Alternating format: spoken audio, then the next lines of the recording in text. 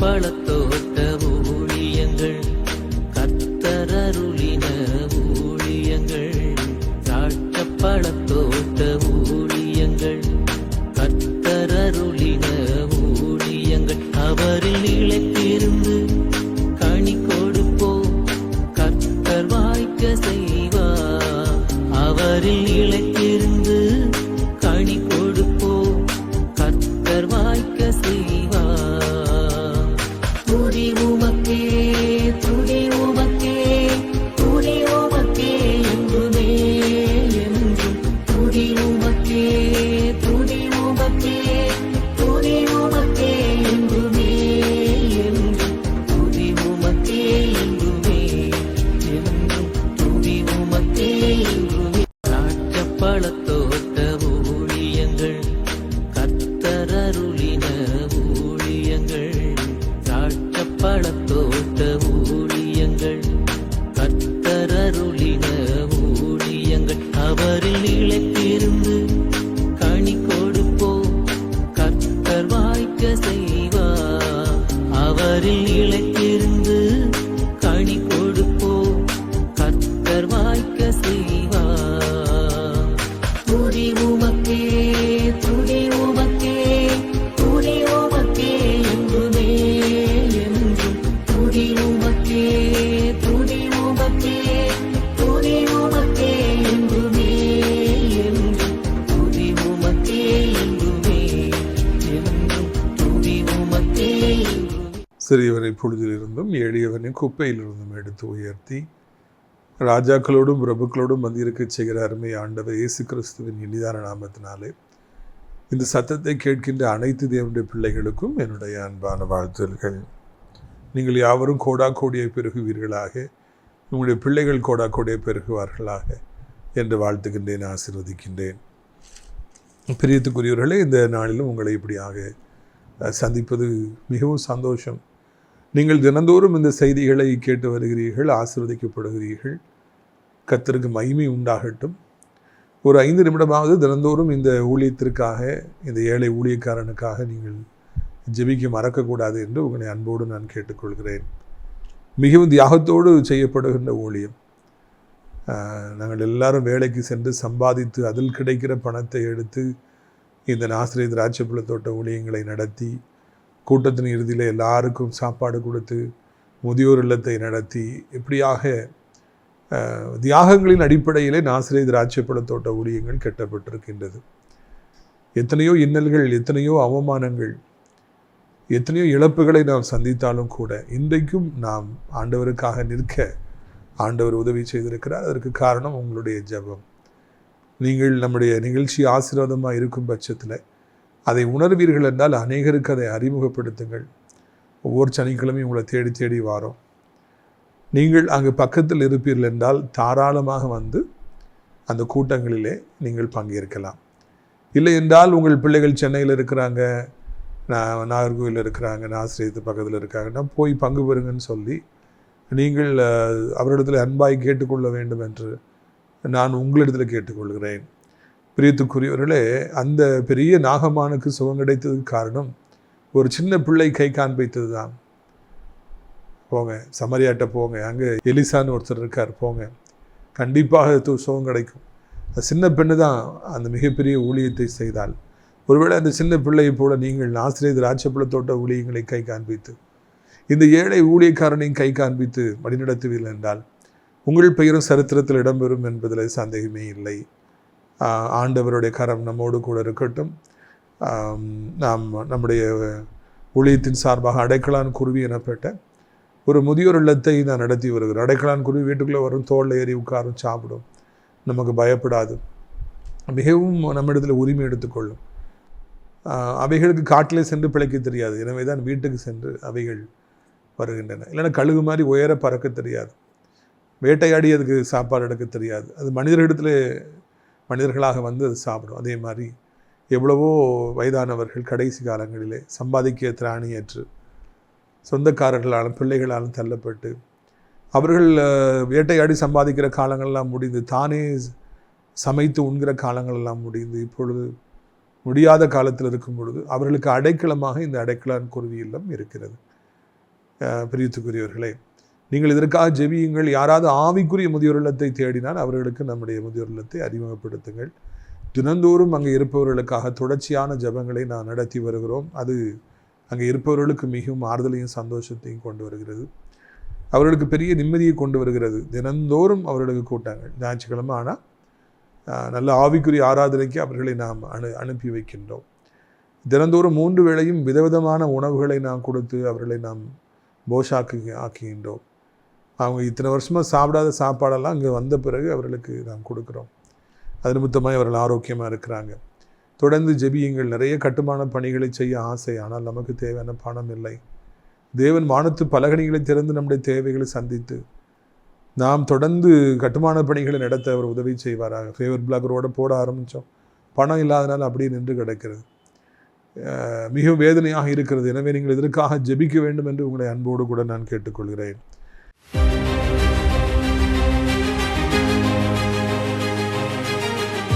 பிரியத்துக்குரியவர்கள், யோபு 23:14 எனக்கு குறித்ததை அவர் நிறைவேற்றுவார். பிரியத்துக்குரியவர்களே, அநேகர் இன்றைக்கு உங்களுடைய வாழ்க்கையிலே முட்டுக்கட்டை போடலாம். உங்களை குறித்து இல்லாத பொல்லாத கதைகளை இட்டு கட்டி பேசலாம். நீங்கள் கெட்டவன், இவன் அயோக்கிய பையன், இவன் மோசமானவன், நம்பாதீங்க, இவனுக்கு இந்த வேலையை கொடுக்காதீங்க, இவனுக்கு உங்கள் பொண்ணை கொடுக்காதீங்க, இவனை வீடை கட்ட விடாதீங்க, இவங்களை கேஸை போடுங்க. இன்றைக்கி எவ்வளோ பேர் உங்களுக்கு எவ்வளவோ பிரச்சனைகளை கொண்டு கொண்டிருக்கலாம் பிரியத்துக்குரியவர்களே. ஆனாலும் கூட நீங்கள் எப்பொழுதும் சொல்ல வேண்டிய ஒரே ஒரு வார்த்தை, எனக்கு குறித்ததை என் தேவன் நிறைவேற்றுவார். இந்த பூமியில் எத்தனை கோடி மனிதர்கள் ஒன்று சேர்ந்து தடுத்தாலும், கொடுக்கவே கூடாதுன்னு சொன்னாலும், கர்த்தர் உங்களுக்கு குறித்ததை அவர் தந்தே தீருவார். அதை யாராலும் தடுக்க முடியாது. எந்த மனுஷனுடைய சர்டிஃபிகேட்டும் உங்களுக்கு தேவையே கிடையாது. ரெக்கமெண்டேஷன் தேவையே இல்லை. ஆண்டவர் உங்களுக்கு தர வேண்டும் என்று நினைத்தால் அது நிச்சயமாய் தருவார். பிரியத்துக்கு சோர்ந்து போகாதீங்க. மனுஷங்க எதிர்ப்பை கண்டு பயப்படாதீங்க. மனுஷங்க மிரட்டுறதை கண்டு பயப்படாதீங்க. கர்த்தரை நோக்கி பாருங்க, உங்களுக்கு குறித்ததை அவர் நிச்சயமாய் தருவார். ஆண்டவர் ஆசீர்வதிப்பாராக.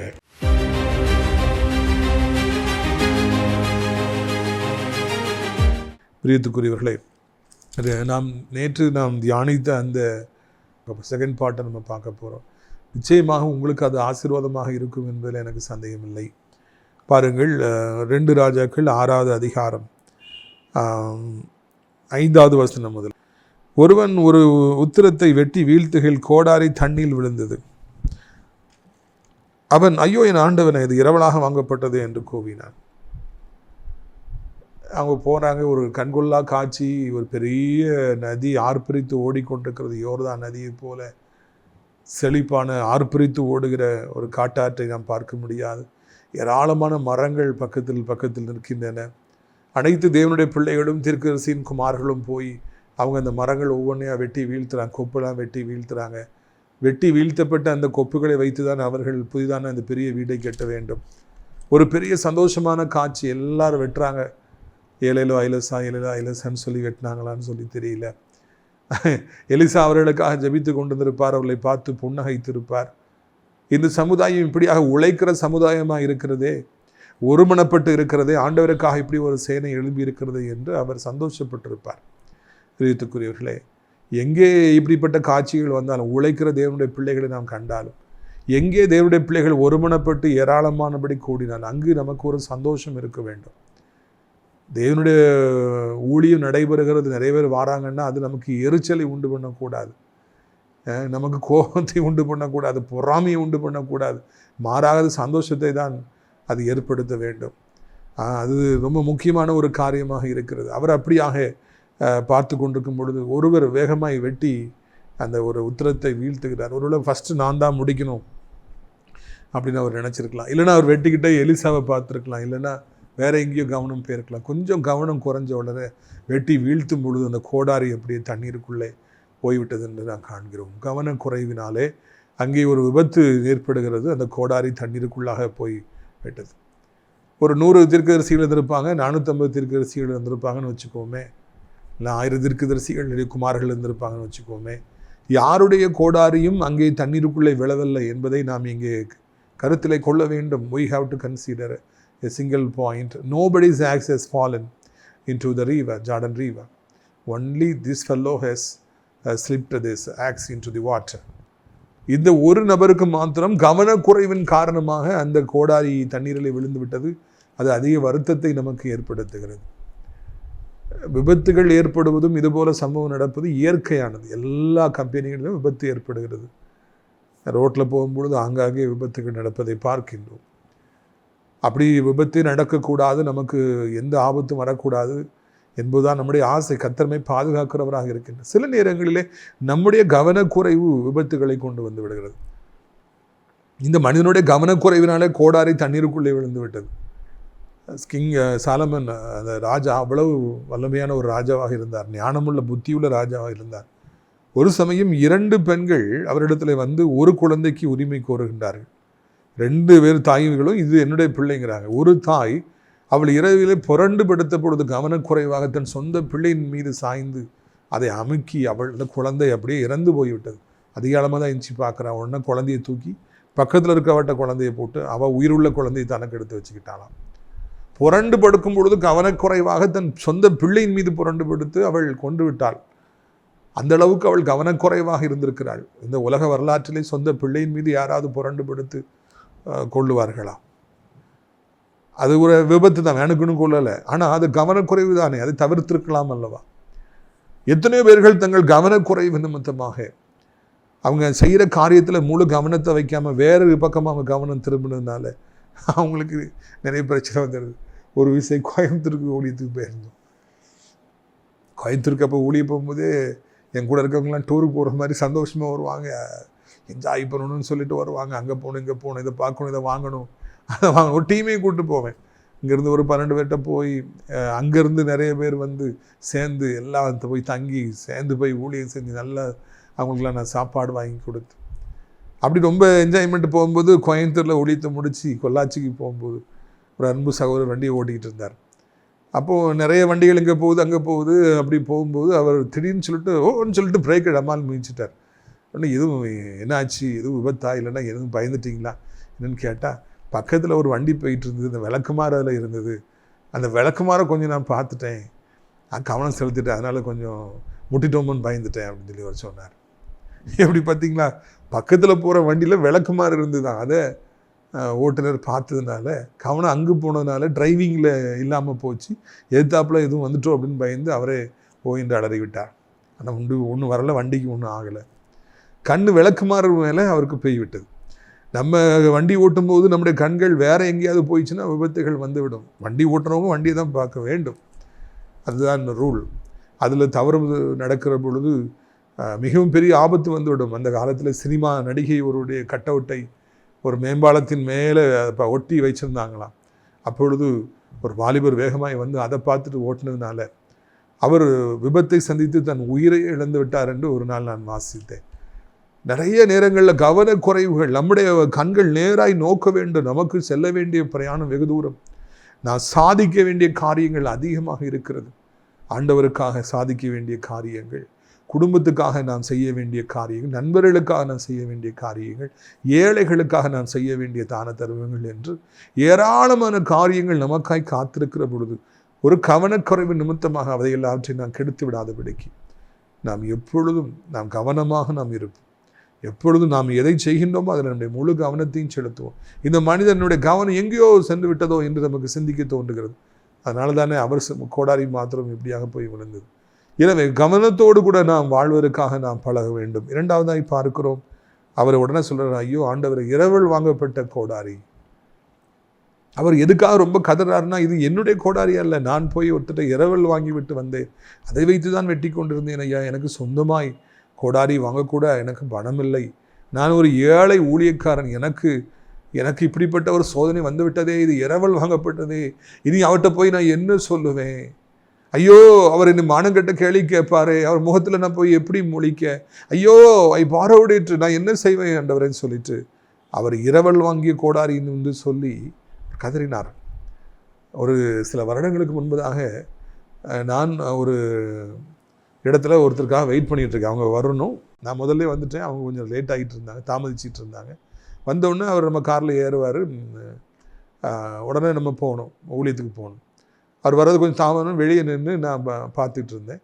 அப்பொழுது ஒருத்தர் வேகமாக பைக்கில் வந்து இத்தனை கிலோமீட்டர்னு சொல்லி சைன் போர்டை வச்சுருப்பாங்களே வெள்ளைக்கிற கல், அதில் போய் வேகமாக முட்டி அந்த கல் அப்படியே சரிந்து அவரும் தூக்கி வீசப்பட்டார். நல்ல வேளையாக அவருடைய உயிர் போகலை, சின்ன சின்ன காயங்கள்.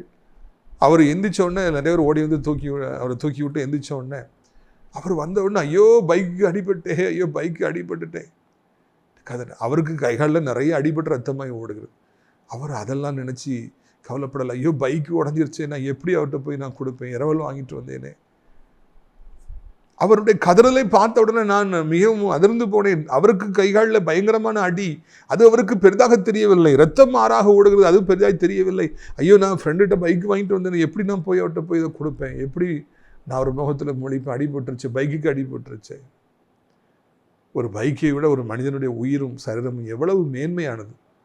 நான் உடுத்துக்கிற உடைகளை விட நம்முடைய சரீரம் எவ்வளவு மேன்மையானது என்று ஆண்டவர் அடிக்கடி சொல்லுவார் அல்லவா.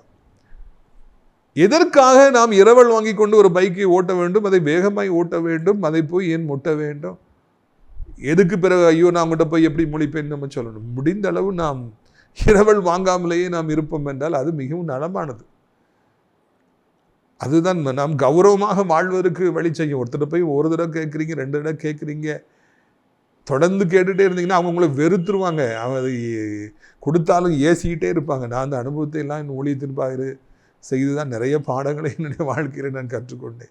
காலேஜில் பார்க்குற வாலிபர்களெல்லாம் ஒரு ரவுண்டு தாடா, ஒரு ரவுண்டு. புதுசாக ஒரு பையன் பைக் வாங்கிட்டு வந்திருப்பான், அவன் ஓட்டுறது கம்பீரமாக இருக்கும். எனக்கு ஒரு ரவுண்டு தாடான்னு சொல்லி போய் கேட்டுட்டு கெஞ்சிக்கிட்டு நிற்பாங்க. அன்பு தம்பிமார்களே, கர்த்தர் உங்களுக்கு பைக் தந்தாருன்னா ஓட்டுங்க. இன்னொருத்தர்கிட்ட கேட்டு, மானத்தை விட்டு கேட்டு நாம் பைக்கை ஓட்டுவது அது நல்லதல்லவா? அது நல்லது கிடையாது அல்லவா? ஏன் நம்மகிட்ட போய் மானத்தை விட்டு கொடுக்கணும்? ஒருத்தர் போய் ஏன் கெஞ்சணும்? இன்னொருத்தர் இரவல் வாங்குறது தவறு என்பதை முதலாவது புரிந்து கொள்வோம். இன்னொன்று, ஒருத்தர் இரவல் வாங்கியிருக்கோம், அவங்களும் விருப்பம் இல்லாமலேயோ இல்லை எப்படியோ கொடுத்துட்டாங்க, மனதோடையோ கொடுத்துட்டாங்க, அதை நம்ம பத்திரமாக ஹேண்டில் பண்ணணும். நான் கொஞ்சம் வருஷத்துக்கு ஒரு காலையில் வேலை பார்க்கும்போது ஒருத்தர்கிட்ட பைக் கிடையாது, ஆனால் அவர் எல்லாத்தையும் கேட்டு வாங்கி அதை ஓட்டுவார். அப்படி ஓட்டும்போது தாறுமாறாக ஓட்டுவார், பயங்கர ஸ்பீடாக ஓட்டுவார். நான் ஒரு நாள் சொன்னேன், நண்பா அது உன்னுடைய பைக் அல்ல, இன்னொருத்தர் நீ வாங்கிட்டு வந்திருக்கிற, அப்போ அதை மெதுவாக ஓட்ட வேண்டும் அல்லவா என்று, அதானே நியாயம் என்று நான் கேட்டேன்.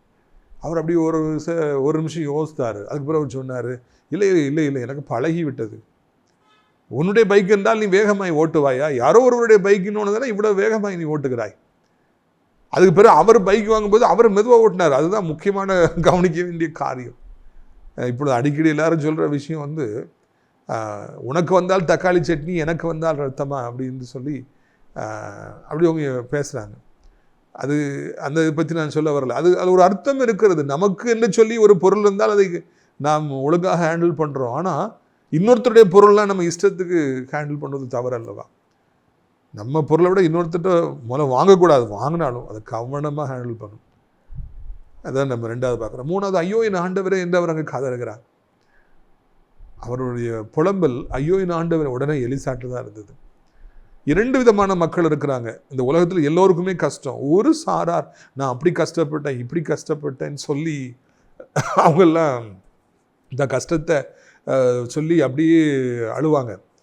ஆனால் அந்த கண்ணீருக்கும் ஆண்டவருக்கும் சம்மந்தமே கிடையாது. இன்னொரு ஒரு சிலர் கஷ்டப்படுவாங்க, ஆனால் ஆண்டவர்கிட்ட சொல்லி அழுவாங்க. கிறிஸ்துவுக்குள்ளாக அந்த பாடுகளை அனுபவிப்பாங்க.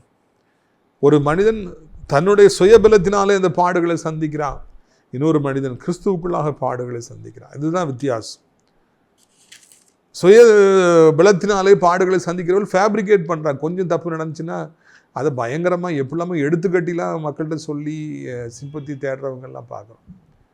சமீபத்திலலாம் நான் கேள்விப்பட்டேன், ஒரு ஆள் வந்து தான் வாழ்க்கையில் நடக்காத சம்பவங்கள்லாம் சொல்லி தனக்கு அவ்வளோ கஷ்டம் வந்தது மாதிரியும் தான் எப்படியோ மேலே வந்துட்ட மாதிரிலாம் அவர் எடுத்துக்கட்டி சொல்லியிருந்தேன். எதுக்குங்கிறேன், எதுக்கு இல்லாதெல்லாம் இருந்த மாதிரி சொல்லி நம்ம எடுத்துக்கட்டி சொல்லி இன்னொருத்தருடைய சிம்பத்தியை வாங்கணுமா? இன்னொருத்தர்கிட்ட போயிட்டு அப்படி ஒரு கதை சொல்லி நம்ம வாழணுமா? அப்படி ஒரு பிழைப்பு நமக்கு தேவையில்லை. பிரியத்துக்குரியவர்களே, கிறிஸ்துவுக்குள்ளாக இருந்து பாடுகளை அனுபவிக்க வேண்டும். கிறிஸ்துவிட்ட ஓடி போய் சொல்லணும். நம்முடைய ஆவிக்குரிய தகப்பென்று நம்ம ஓடி போய் சொல்லணும். நம்ம சபையில் உள்ள மக்கள்னு சொல்லி ஜெபிக்க சொல்லணும். அதுதான் உண்மையான பாதை. ஐயோ என் ஆண்டவனே, ஐயோ என் ஆண்டவனே. உடனே ஆண்டவர்கிட்ட ஓடுறாரு, ஊழியக்காரன்ட்ட ஓடுறாரு, எலிசாட்ட ஓடுறாரு. ஐயா எனக்கு இப்படி ஒரு பிரச்சனை வந்துருச்சியா, எனக்கு என்ன செய்யணும்னு தெரியல. வேற மக்கள் என்ன செஞ்சிருப்பாங்க, மண்டல அடிச்சிருப்பாங்க, நெஞ்சில் அடிச்சிருப்பாங்க, ஓன்னு ஒப்பாரி வச்சிருப்பாங்க, ஐயோ சொல்லி கதறி இருப்பாங்க, தரையில உருண்டு புருண்டு இருப்பாங்க, போச்சேன்னு சொல்லியிருப்பாங்க. அது உலகத்து மனிதர்கள் அப்படி செய்யட்டும். நாமோ செல்வதற்கு ஒரு இடம் இருக்கிறது, அப்பீல் பண்ணுறதுக்கு ஒரு ஆள் இருக்கார், ஆண்டவர் இயேசு கிறிஸ்து. அவர்கிட்ட போய் ஓடி போய் ஆண்டவரே எப்படி நடந்து விட்டது என்று சொல்லி நான் சொல்லுவோம் என்றால் அவர் ஆதரிப்பவராக இருப்பார், நமக்கு உதவி செய்பவராக இருக்கிறார். உடனே அவர் எலிசாட்ட போய் ஐயா ஐயா அப்படின்னு சொல்லிட்டு தன்னுடைய கவலையை போய் தெரியப்படுத்துகிறார், தன்னுடைய பிரச்சனையை தெரியப்படுத்துகிறார். நான் இரவில் வாங்கிய கோடாரி தண்ணீருக்குள்ளே போய்விட்டது ஐயா, நான் திருப்பி கொடுக்கவில்லை என்று வெட்கப்பட்டு போய்விடுவேன் ஐயா, நான் ஒரு ஏழை ஐயா, என் நிலைமை பரிதாபத்துக்குரிய ஒரு நிலைமை ஐயா, யாரும் இல்லை ஐயா, நான் கர்த்தருடைய ஊழியக்காரர்களுக்காய் வீடு கட்டிய பொழுது இப்படி ஆகிவிட்டது ஐயா என்று அவர் தன்னுடைய பிரச்சனையை சொன்னார். நம்ம ஆபத்து நேரத்தில் சோர்ந்து போகாதபடிக்கு, இப்படி புலம்பாதபடிக்கு, நெஞ்சிலை மண்டையில் அடித்து நம்மை நாமே பலகீனப்படுத்தி கொள்ளாதபடிக்கு ராஜா உடைய பிள்ளைகளாகி நாம் நம்முடைய ஆண்டவரிடத்தில் போய் நம்முடைய பிரச்சனையை நான் தெரியப்படுத்தும். எல்லோருக்கும் கஷ்டம் இருக்கும் வாழ்க்கையில், எல்லாருக்கும் பிரச்சனைகள். எதிர்பார்க்காத நேரத்தில் சாத்தான் சோதனைக்காரன் வந்து நம்மை சோதிப்பான். அந்த நேரத்தில் நேரடியாக நம்ம ஆண்டவர்கிட்ட ஓடி போவோம், ஊழியக்காரங்கிட்ட ஓடி போவோம். ஜெபிங்க ஐயா, எனக்கா ஜெபிங்க, எனக்கு என்ன பண்ணு சொல்லி தெரியலன்னு சொல்லி நான் உடனடியாக நம் ஆண்டவரை பற்றி கொள்வோம் என்றால், ஆண்டவருடைய ஊழியக்காரங்கிட்ட போய் நம்ம உதவி கேட்போம் என்றால், ஜெபிக்கிற உதவி கேட்போம் என்றால் எல்லாம் சரியாகி விடும் என்பதில் சந்தேகமே இல்லை. ஐயோ என் ஆண்டவரே, அந்த வார்த்தையினை அதிகமாய் தொட்டது. ஐயோ என் ஆண்டவரே, ஐயோ ஐயோ ஐயோன்னு சொல்லி தன்னை நெஞ்சில் அடித்து, இல்லைனா அப்படி இப்படிலாம் அவர் சொல்லலை. ஐயோ என் ஆண்டவரே, கடவுள்கிட்டே போவோம், ஊழியக்காரங்கிட்டே நம்ம சொல்லுவோம். அப்பொழுது முக்கியமாக ஆண்டவர்கிட்ட நம்ம அதிகமாக சொல்லுவோம். அப்பொழுது நம்முடைய வாழ்க்கையின் பிரச்சனைகள் எல்லாம் தீர்க்கப்படும் என்பதில் சந்தேகம் இல்லை. பாருங்கள் 6வது வசனம். தேவனுடைய மனுஷன் அது எங்கே விழுந்தது என்று கேட்டார். அவன் அந்த இடத்தை காண்பித்த பொழுது ஒரு கொம்பை வெட்டி அங்கே எரிந்து அந்த இரும்பை மிதக்கப்படும்.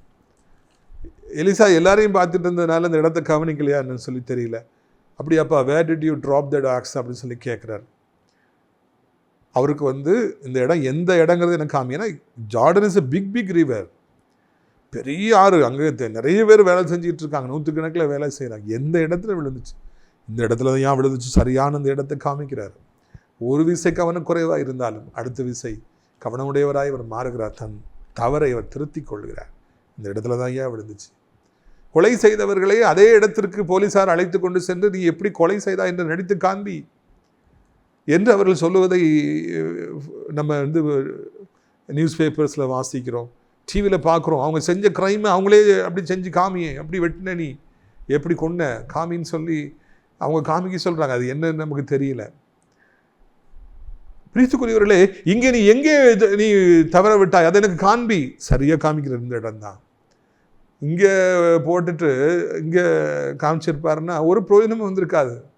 அற்புதத்தின் முதல் படி அவர் எங்கே நான் விழுந்தேன், எங்கே இதை தவற விட்டேன், எங்கே நான் தடுமாறினேன், எங்கே என் கவனக்குறைவு ஏற்பட்டது, எங்கே எனக்கு இழப்பு ஏற்பட்டது, சாத்தானிடத்தில் எங்கே ஏமாந்தேன் என்பதை சரியானபடிக்கு அவர் சுட்டித்து காண்பிக்கின்றார்.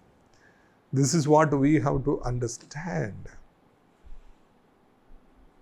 இப்படி வாழ்க்கையில் நாம் இழந்தது உண்மைதான், ஆனால் அந்த அறிவு இருக்கிறதா, எதனால இந்த இழப்பு எனக்கு இன்னைக்கு வந்தது, எதனால இத்தனை லட்சம் என்னை விட்டு போயிடுச்சு, எதனால நான் இப்படி அவமானப்பட்டுட்டேன், நான் எதில் தவறு செஞ்சுட்டேன், நான் என்ன காரியத்தில் நான் தவறிட்டேன், இதனால தான், அந்த முட்டாள்தனத்தினால தான், இவரை நம்பினால தான், முட்டாள்களை நம்பினால தான். ஆபத்து காலத்தில் துரோகி நம்போது உடைந்த பல்லுக்கு சமானம், உடைந்த காலுக்கு சமானம்னு சொல்லி பைபிள் சொல்லுது. அதுபோல துரோகிகளை நான் நம்பியதுனால தான், நான் முக்கியத்துவம் கொடுக்கக்கூடாதவர்களுக்கு முக்கியத்துவம் கொடுத்தது தான், வேண்டப்பட்டவர்கள் கர்த்தருடைய பிள்ளைகளை நான் கனம் பண்ணாதனால தான் எனக்கு இப்படி வந்தது, அதனால தான் வந்ததுங்கிறதை தெளிவாக நீங்கள் உணர்ந்து விட்டீர்களா? Have you understood it perfectly? What is the cause of this fall, great fall? இன்றைக்கு இந்த பிரச்சனை வந்ததுக்கு என்னுடைய தவறுல இந்த தவறு தான் காரணம், அதுதான் வரலாறு.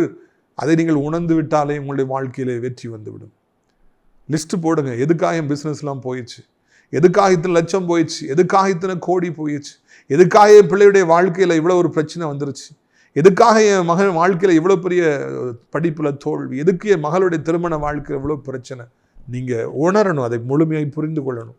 You should realise your mistake. அதனால் ஒன்றும் குறைஞ்சி போக மாட்டோங்க. நம்ம என்ன தப்பு செஞ்சோன்னு சிந்திச்சு பார்க்குறதுனால இன்னும் குறைஞ்சி போகிறோமா? நிறைய பேர் கீழே விழுந்தாலும் மீசையில் மண் ஓட்டலன்னு சொல்லி வாழ்கிறாங்க.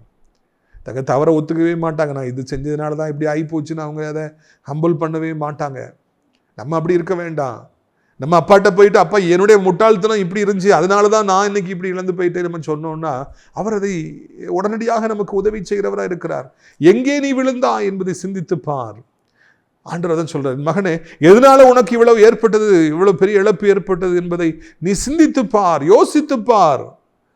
வாழ்வு காலத்திலே வாழ்ந்து தாழ்வு காலத்திலே சிந்தனை செய். தோல்வியின் நேரத்தில் நாம் சிந்தனை செய்ய வேண்டும், அப்பொழுதுதான் வெற்றி பெற முடியும்.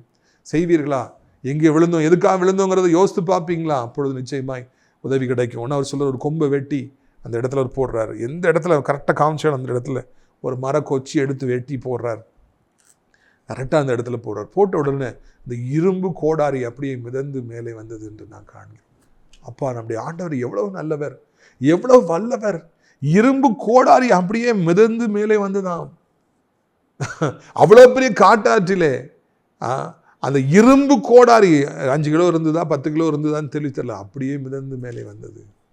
அந்த மனிதருக்கு எவ்வளவு சந்தோஷமா இருந்திருக்கும், எவ்வளவு ஹாப்பியா இருந்திருப்பாரு. சின்ன பிள்ளை மாதிரி ஓடி போய் பிடிச்சி அப்பா சொல்லி ரிஜாய்ஸ் பண்ணியிருப்பார் இல்லையா? சந்தோஷத்திற்கு யார் காரணம்? ஆண்டவர் காரணம். தேவனுடைய ஊழியக்காரன் எலிசா காரணம். எலிசாவுடைய விசுவாசம் காரணம். இதை போட்டோம் அப்படின்னா கண்டிப்பாக மிதந்து வந்துவிடும். அவர் விசுவாசித்தார். ஆண்டவருடைய பிள்ளைகளுடைய விசுவாசம் மிகப்பெரிய காரியங்களை கொண்டு வரும். விசுவாசமே ஜெயம். விசுவாசம் இல்லாத கிறிஸ்தவ வாழ்க்கை வீணான வாழ்க்கை. நாம் விசுவாசத்தினாலே மலைகளையும் பெயர்த்து எடுக்கலாம், நடு சமுத்திரத்தில் போய் விழ செய்யலாம் என்று பைபிள் சொல்லவில்லையா? வார்த்தை சொல்லவில்லையா? வாழ்க்கையில் விசுவாசிங்க. கொம்பை போட்டு குச்சியை போட்ட உடனே இரும்பு கம்பி மிதந்து வந்தது. ஏதோ வாசிட்டு போயிடாதீங்க. ஏதோ ஊழியக்காரர் சொல்றாரு போலுக்குன்னு கேட்டுட்டு அப்படியே போயிடாதீங்க. மாறாக உங்களுடைய வாழ்க்கையிலும் கூட இன்னைக்கு தண்ணிக்குள்ளே போட்ட மாதிரி கிடக்கிற பணங்கள், சந்தோஷங்கள் இல்லை அப்படி செத்து போனது மாதிரி தண்ணிக்குள்ளே போயிடுச்சு, இனி வரவே வராதுன்னு சொல்லலாம். அதை மிதந்து வரும்படியாக செய்யும்படியாக கர்த்தர் ஆசைப்படுகிறார். God is listening to the voice of the even least people. சின்ன சின்ன காரியங்களில் கூட, முக்கியத்துவமே இல்லாத ஆட்களுடைய கூக்குரல் கூட கர்த்தர் செவி கொடுக்கிறாருங்கிறத நம்ம காண்கிறோம். 2வது, அனுதின வாழ்க்கையில் கர்த்தர் அற்புதத்தை செய்ய வல்லவர் என்பதையும் இந்த இடத்துல நான் காண்கிறோம். அதிசயங்களை காணப்படுவேன்னு சொன்ன கர்த்தர் அதிசயங்களை காணப்படும். எதை இழந்தீர்களோ பெற்றுக்கொள்வீர்கள். எங்கே விழுந்தீர்களோ அதே இடத்துல எழும்புவீர்கள். யார் முன்பு வைக்கப்பட்டீர்களோ அவர்கள் மத்தியிலேயே நீங்கள் எழும்பி நிற்பீர்கள் என்பதை உங்களுக்கு தெரியப்படுத்தும்படியாக விரும்புகிறேன். பிரியத்துக்குரியவர்கள், இந்த அருமையான நாளிலும் கூட நான் ஆண்டவருடைய சார்பாக உங்களிடத்தில் நான் பேசும்படியாக விரும்புகிறேன். நிச்சயமாக எழுந்து போனதை நீங்கள் பெற்றுக்கொள்வீர்கள். உங்களுக்காக நான் ஜெபிக்கட்டுமா? அப்பா பிதாவே, இந்த நாளுக்காக நன்றி. நீ வானத்துக்கும் பூமிக்கும் ஆண்டவர். எவ்வளோ அருமையான ஒரு நல்ல செய்தி எங்களுக்கு தந்திருக்கீங்க. அதற்காக நமக்கு ஸ்தோத்திரம் ஐயா. ஆண்டவரை, சுகத்தை இழந்து போனவங்க, வாழ்க்கை இழந்து போனவங்க, சொத்துக்களை இழந்து போனவங்க, வேலையை இழந்து போனவங்க ஐயா, முதல்ல சிந்தனை செய்யட்டும். எதனால இது போச்சு, எதனால என் தவறு எங்கே இருக்குது, இதில் என்ன பிரச்சனை, என்ன காரியத்தில் என் தவறனை சிந்தித்து கண்டுபிடித்து அதை அறிக்கை செய்கிற பொழுது உடனடியாக நீர் ஆண்டவரே எங்களுக்கு உதவி செய்கிறீர். ஐயோ என் ஆண்டவனே, அதுதான் எங்களுடைய மந்திரம் ஆண்டவர். அதுதான் எங்களுடைய வாழ்க்கையில் வெற்றியை கொண்டு வரும். எங்கள் ஆண்டவர்கிட்ட போயிட்டு, ஐயோ ஏசப்பா இப்படி ஆகிப்போச்சே, நான் அவமானப்பட்டுட்டேனே, நான் இழந்து போயிட்டேனே, வாழ்க்கை இப்படி ஆகிப்போச்சு சொல்லும் பொழுது உடனடியாக நீ உதவி செய்கிறீர். அதற்காக நமக்கு நன்றி. இதனால் வியாதிப்பட்டிருக்கிற பிள்ளைகள் என்ன வியாதியில் இருந்தாலும் அவர்கள் விடுதலை பெற, மரண கண்ணிகள் தெரித்து போக, இலவசமாய் ஜனங்களுக்கு விடுதலை கொடுக்க உதவி செய்யுங்க. நல்லா சாப்பிட, நல்லா தூங்க ஆண்டவரை, நல்ல டைஜஸ்ட் ஆக, நல்ல கழிவுகள் வெளியேற, உடைய பிள்ளைகள் ராஜ வாழ்க்கை வாழ, வியாதி இல்லாத வேதனை இல்லாத வாழ்க்கை வாழ உதவி செய்யுங்க. இழந்து போன எல்லாத்தையும் திரும்ப தாருங்க. மிதந்து வர பண்ணுங்க. சந்தோஷத்தை மிதந்து வர பண்ணுங்க. மகிழ்ச்சியை மிதந்து வர பண்ணுங்க ராஜா. இயேசு கிறிஸ்துவின் நாமத்தில் எல்லோருக்கும் வருமானத்துக்கான வழிகளை ஏற்படுத்தி தாரும். மெய்யாகவே சந்தோஷத்தையும் சமாதானத்தையும் தார். தேவ கிருபை தாங்கட்டும், தேவ இரக்கம் தாங்கட்டும் என்று சொல்லி ஆண்டவரை கெஞ்சுகிறோம். இயேசு கிறிஸ்துவின் நாமத்தினாலே ராஜா, எல்லா வேதனைகளும் உடைய பிள்ளைகளை விட்டு போகட்டும்.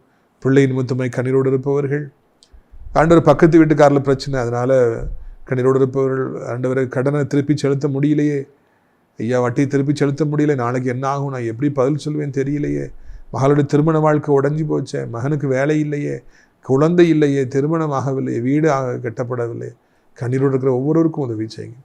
வயதானவர் கீழே விழுந்து விடாதபடி 2 கைகளால் ஏந்தி கொள்ளுங்க ஆண்டவரே. போதைக்கும், அந்த கெட்ட பழக்கங்களுக்கும், கெட்ட நண்பர்களுக்கும், ரவுடிசத்துக்கும் அடிமைப்பட்டுக்கிற, கெட்ட வார்த்தைகளுக்கு அடிமைப்பட்டுக்கிற பிள்ளைகளை எப்படியாவது மீட்டு கொண்டு வரும்படிக்கு ஜெபிக்கிறோம். அப்படி பெற்றோர் வெடிக்கிற கண்ணீரை எப்படியாவது பார்த்து அவளை வச்சு, பைக்கில் வேகமாக போய் முட்டி மறித்து விடாதபடி, பெற்றோருடைய கனவுகள் காற்றோடு போய் விடாதபடிக்கு அவர்களை எப்படியாவது வச்சு மெதுவாய் பைக் ஓட்ட, விபத்து நாசமோசம் நடக்காதபடி பாதுகாக்க ஜெபிக்கிறோம்.